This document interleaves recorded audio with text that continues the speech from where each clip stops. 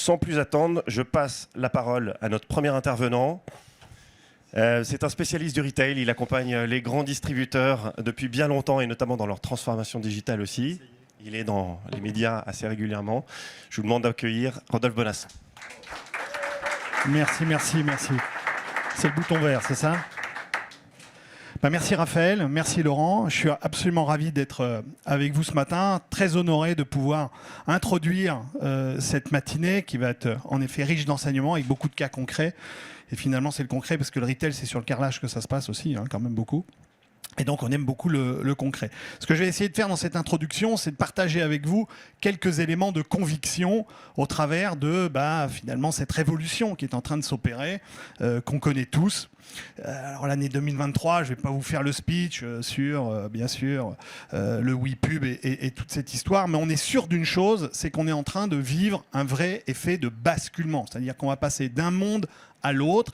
Et ça, pour un certain nombre de retailers, c'est les fondamentaux du métier qui sont bousculés. C'est à la fois les organisations, c'est à la fois, bien sûr, tout le dispositif en magasin, ça a l'air de rien, mais ce fameux catalogue, j'allais dire ce foutu catalogue papier, il organise le siège, mais il organise aussi les équipes en magasin qui le prennent, qui le triturent, qui montent les rayons avec cet outil. Alors à imaginer demain qu'il y en aura déjà moins, c'est un peu compliqué, mais qu'il n'y en aurait plus du tout.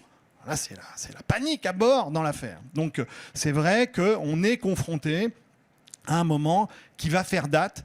Je pourrais même dire qu'il va faire époque. C'est-à-dire que dans 10 ans, on dira « Bah ouais, tu te souviens, en 2023, c'est le moment où on est passé de ce monde-là à l'autre monde ». Et donc, on va réfléchir et on va être dans l'obligation de bousculer, challenger cette problématique. Et finalement, on se rend compte qu'en challengeant ce support, on s'est rendu compte qu'à l'intérieur de ce support, la valeur ultime, c'était la data. Finalement, qu'est-ce que c'est que notre catalogue papier historique ? C'est surtout la promotion commerciale d'une enseigne avec une donnée d'une valeur énorme. Et que quand on se met à challenger dans le monde dans lequel on vit un support physique aussi structurant et un peu daté, qui est un catalogue papier, pour l'imaginer dans un autre monde, on est en train de se révéler à nous-mêmes, professionnels de la distribution et du retail, que cette donnée commerciale, cette promotion qui dure une semaine, 15 jours, qui a été élaborée 3, 4, 5, 6 mois avec des négociations avec des industriels ou des sourcings que l'on fait parfois à l'autre bout du monde, avec des prix qui sont hyper challengés, des stocks, etc. Mais c'est la valeur ultime. C'est vraiment, tout d'un coup, on se dit, mais ça, c'est notre petit trésor. C'est vraiment un diamant. Pourquoi ? Parce qu'on est en train d'extraire cette donnée et de se dire on va être obligé, on va se poser la question de l'exposer dans d'autres supports. Et du coup, la donnée, la data, finalement, on est en train de la remettre en valeur. Et on peut même se poser la question, peut-être que sur les 10-20 dernières années, on a peut-être tous, autant qu'on est, été, pas négligents, mais peut-être un peu moins regardants sur cette valeur que représente la promotion. Parce que c'est elle qui, en effet, comme le disait Laurent, est extrêmement attendu par les consommateurs. Je vous rappelle que 30 à 40% des clients et des consommateurs français sont en attente de cette piqûre promotionnelle. Les situations du pouvoir d'achat qu'on traverse nous illustrent aussi que le taux promo n'est que en croissance, parce que plus la situation est tendue, plus il y a une demande. Et donc, on est en train de redécouvrir cette valeur, la valeur donnée. Donc, la question, je vais essayer d'y répondre succinctement, mais la question, c'est de se dire, finalement, en déstructurant ce média historique pour remettre en valeur cette donnée promotionnelle, quelles sont les 3 grandes règles ou les 3 grands enseignements de ce qui va se dérouler. Je vais essayer de vous expliquer tout ça. Je regarde mon temps, parce que je sais que je suis hyper sûr. Premier élément, et ça c'est un élément absolument essentiel, on sait très bien que de la bascule d'un média catalogue papier à la bascule d'un monde digitalisé, il va falloir que nous multiplions les expositions. Quand je dis multiplier les expositions, c'est-à-dire qu'il va falloir qu'on fasse l'effort de surexposer cette fameuse offre promotionnelle. C'est-à-dire, comme on l'a vu tout à l'heure, ce que je vous expliquais, c'est qu'on prend vraiment toute la conscience et la valeur de la donnée commerciale et de ce qu'elle représente et de ce qu'elle peut avoir comme impact, mais que pour en fabriquer un succès dans le monde digital, il va nous falloir réfléchir à une surexposition de cette donnée. C'est-à-dire que, comme l'expliquait Laurent tout à l'heure, il va falloir se poser la question de comment elle doit être présentée dans WhatsApp, dans Instagram, dans Facebook, et sans doute dans des dispositifs dans lesquels il faut que nous fabriquions, tous autant que nous sommes, un nombre d'accidents, j'allais dire d'accidents bénéfiques quelque part, d'accidents positifs pour les clients, pour faire en sorte que dans leur parcours finalement digitalisé, ils aient en permanence des interpellations qui vont leur permettre de se dire « Ouh là là, ce produit, il est en promotion chez Carrefour, Aldi, Leclerc, Intermarché, Système U. » J'essaie de citer tout le monde. Cora aussi. Bon, bref, j'essaie de voir à peu près qui est dans la salle pour ne pas faire de jaloux ce matin. Mais en tous les cas, qu'on ait l'ensemble de ces commerçants, en tous les cas, dans cette logique de se dire il va falloir démultiplier les prises de parole. Ça a l'air de rien, ce que je suis en train de vous dire là, mais c'est une vraie révolution. Pourquoi ? Parce qu'il va falloir qu'on capture tous les éléments de conversation et d'interpellation qui sont offerts dans le monde du digital. Et je vais vous faire une remarque toute bête aujourd'hui. Et vous allez pouvoir faire le constat avec moi. C'est quand même assez incroyable de voir qu'aujourd'hui, à l'heure où on se parle, quand on consulte, on ouvre la radio, qu'on ouvre encore de la PQR, qu'on se balade en voiture et qu'on a des accidents graphiques sur des 4x3, on a de la promotion commerciale. On nous raconte que la Côte de Porc, elle est à tant d'euros chez Intermarché ou chez Carrefour. On nous raconte que le baril d'Ariel, on nous raconte cette histoire-là. On est capable, et on a encore beaucoup d'accidents commerciaux qui s'opèrent dans le monde offline. Mais quand on y pense, et quand on regarde le temps que l'on consulte tous ici autant qu'on est, je ne sais pas si vous avez, pour ceux qui ont des iPhones, et toutes les semaines, ils vous ont un petit message en vous expliquant « Tiens, tu as encore passé 1 heure de plus sur tes écrans cette semaine. » Je ne sais pas si vous voulez, c'est absolument considérable cette histoire-là. Mais on se rend compte que ce temps passé à consommer de l'information, de la conversation, de la consommation culturelle ou autre sur nos écrans, il n'y a pas d'accident promotionnel aujourd'hui. Très peu. C'est très faible en comparaison de ce qui se passe dans l'univers du offline. Eh bien, il va falloir qu'on réfléchisse le monde du digital en transposant la capacité qu'on a eue pendant toutes ces années de fabriquer des accidents à tous les endroits possibles, imaginables dans le monde du offline. Il va falloir le faire dans le monde du digital. Ça, c'est vraiment le premier enseignement, c'est surexposer l'offre dans le monde du digital. Mais il y a une question qui se pose derrière, c'est de dire, mais comment est-ce qu'on peut, quand on fait des promotions commerciales avec 5, 600, 700, 800 UB, comment est-ce qu'on peut surexposer dans un univers digitalisé cette offre avec une forme de performance ? La deuxième règle, bien sûr, c'est qu'il va falloir personnaliser.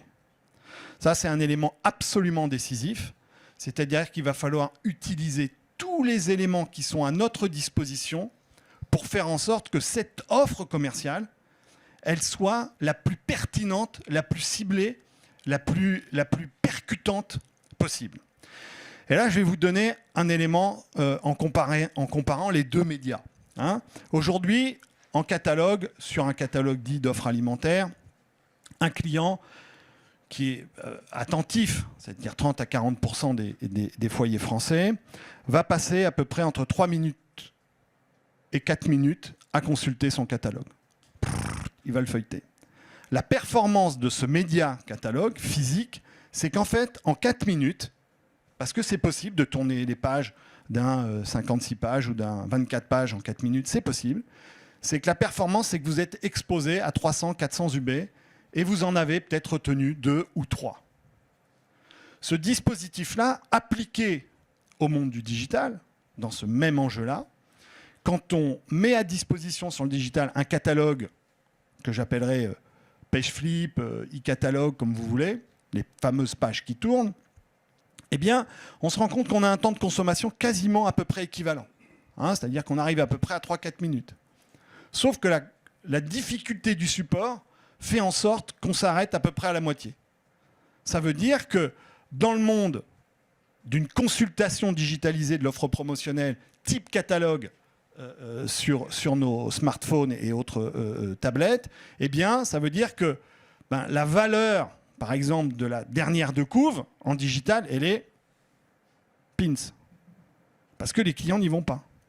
Donc, le défi qui va être le nôtre demain, c'est d'être capable non seulement de surexposer cette offre promotionnelle, mais ça va être capable aussi, de manière dynamique, d'en extraire à la volée l'ensemble des contenus pour pouvoir les exposer dans un schéma d'intelligence et de ciblage qui nous permettent de dire « Ah, le temps de consultation est optimisé en fonction du profil client que j'ai en face de moi. » Et ça, c'est vraiment un deuxième défi.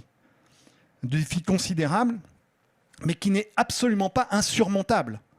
Pourquoi? Là, je me tourne un peu vers vous, mais parce que le métier d'un méta, c'est exactement ça.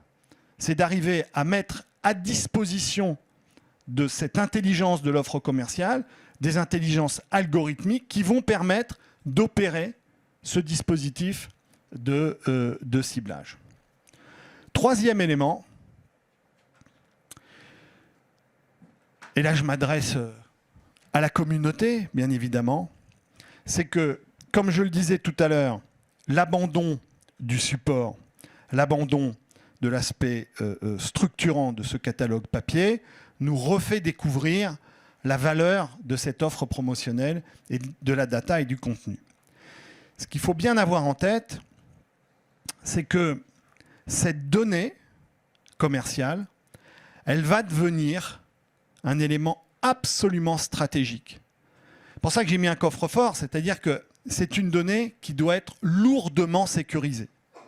Ça veut dire quoi? Ça veut dire que pour chacun des retailers, cette donnée va prendre une telle importance, elle va avoir tellement de dimensions, qu'elle va devenir un élément de sanctuarisation.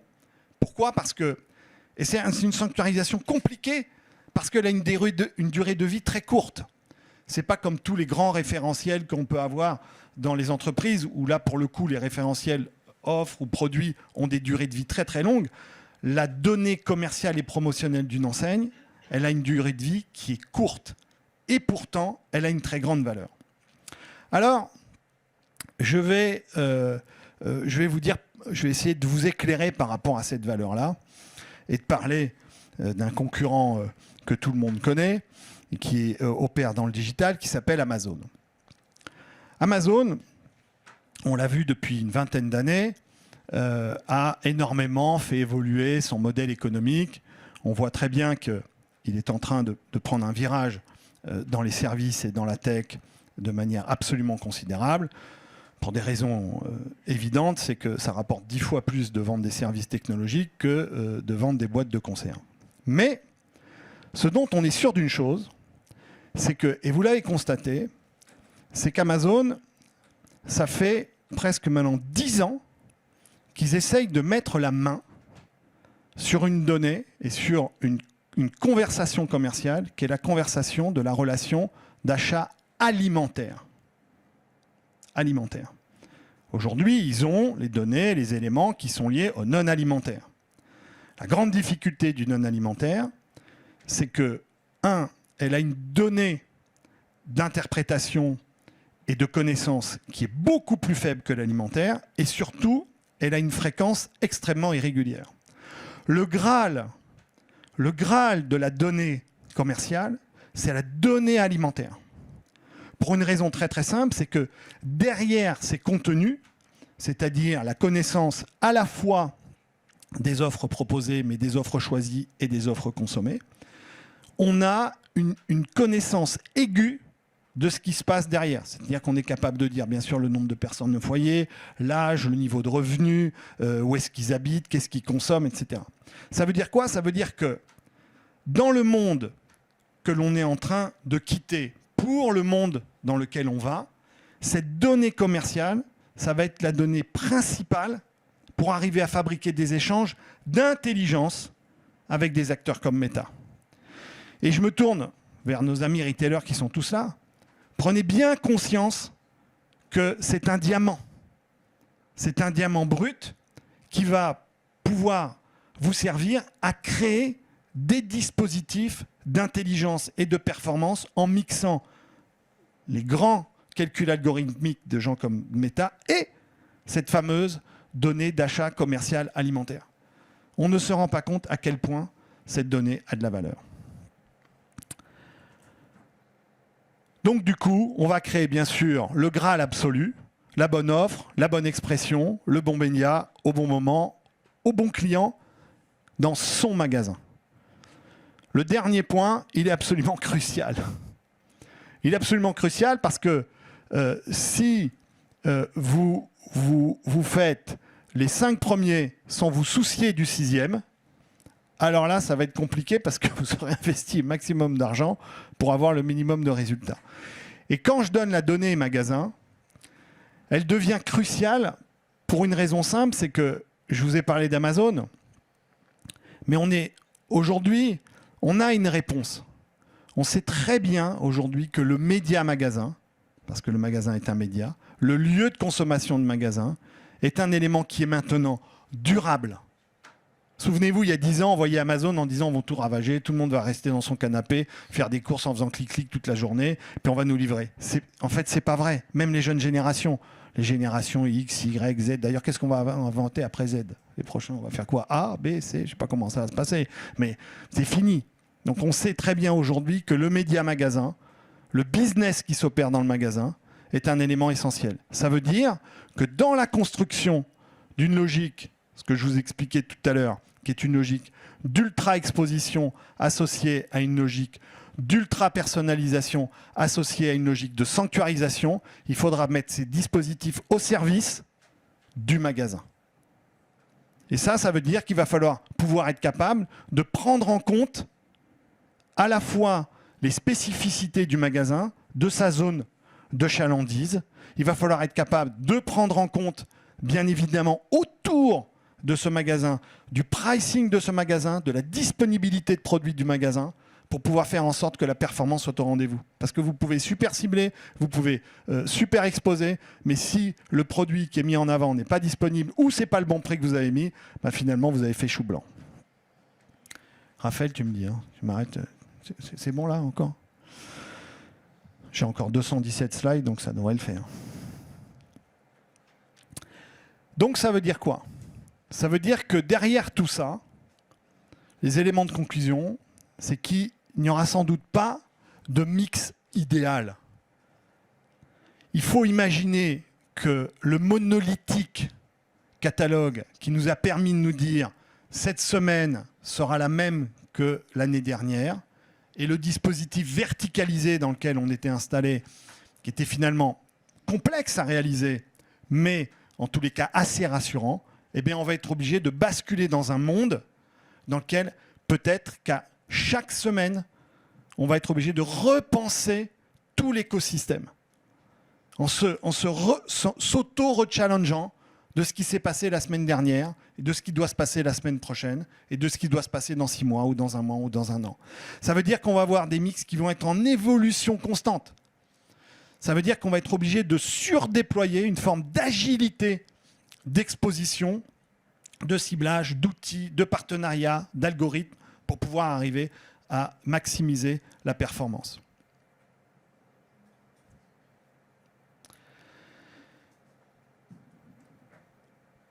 Terminé sur ce point-là, on va être obligé de piloter l'ensemble du dispositif avec des outils de haute technologie.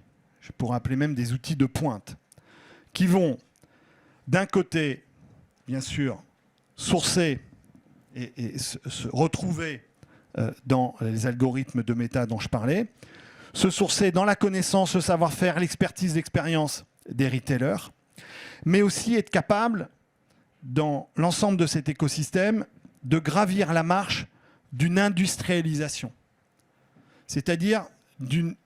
Et ça, c'est parfois compliqué, parce que si on vous parle de surexposition, si on vous parle de surpersonnalisation, si on vous parle de sanctuarisation, et que derrière, on vous parle d'industrialisation, eh bien tout d'un coup, ça devient compliqué, parce qu'il va falloir mettre en place des dispositifs qui, à l'échelle, ne soient pas consommateurs de ressources ni d'argent.